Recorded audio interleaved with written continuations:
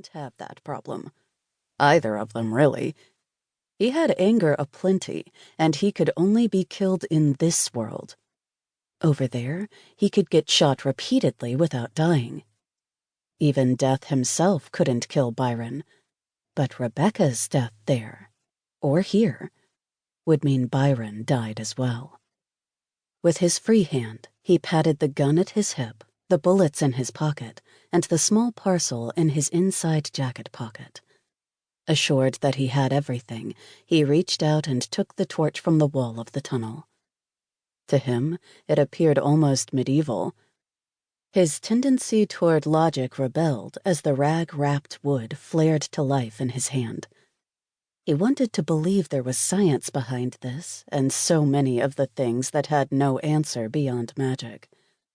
The laws that had made sense to him for all his life were the laws of man, not the laws that governed the life of the Undertaker. There was magic to it, and no amount of questioning made that change. Together, he and Rebekkah stepped into the tunnel. Winds lashed at him almost instantly, ripping away any warmth and making him grit his teeth. He glanced at the woman holding his hand. Her eyes glowed silver in the dim light of the tunnel, and her face was tilted as if the cutting wind was pleasurable. Maybe to her it was. "It's been too long," she whispered, but he wasn't sure if she spoke to him or the lost souls in the tunnel. She'd had no luck figuring out how to help the lost ones to move over to the land of the dead, but she had told them of her intentions. As if sharing her with the corporeal dead isn't bad enough, I need to deal with ghosts, too.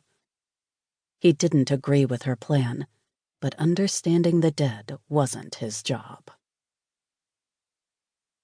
2. Rebekkah Barrow.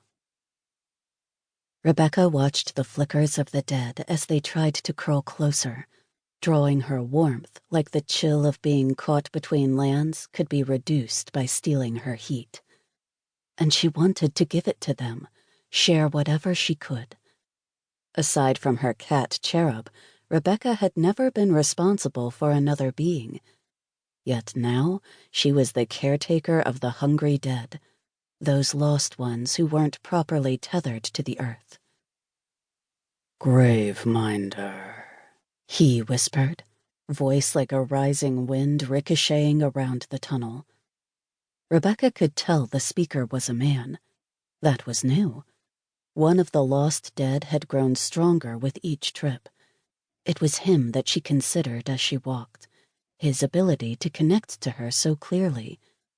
There was an anger there inside him, a rage, but she suspected it wasn't at her specifically.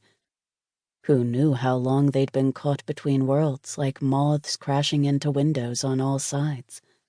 Rebekkah would be angry too. The voices of the trapped dead rose, twisting into whispers and screams until Rebekkah was unable to move. "Take me. Free me. Save me. I'm trying," she swore to each and all of the spirits that lingered there. "Keep moving," Byron urged, pulling her forward. "I need you, Graveminder." It was him that she heard clearly. The man, the dead soul lost in the tunnel, responded more and more each passing. This time she could see the shape of a man, growing clearer each time she crossed. Maybe she wasn't strictly required to go to the land of the dead as often as she did, but she had a theory. If they drew strength from her, if that heat they pulled from her was nourishing to them, perhaps she could lead them to safety. One by one, she'd rescue them. Rebekkah knew she ought to share her plan with Byron, but she also knew he wouldn't approve. The heat she shared with the dead left her weakened. Their hunger stole her energy. As a result, lately the crossing left her more tired than it ought to. When she felt the touch, felt a man's hand brush her hair back, she tensed. The more they were near her, the more they strengthened. She had to tell Byron. She should have already warned him.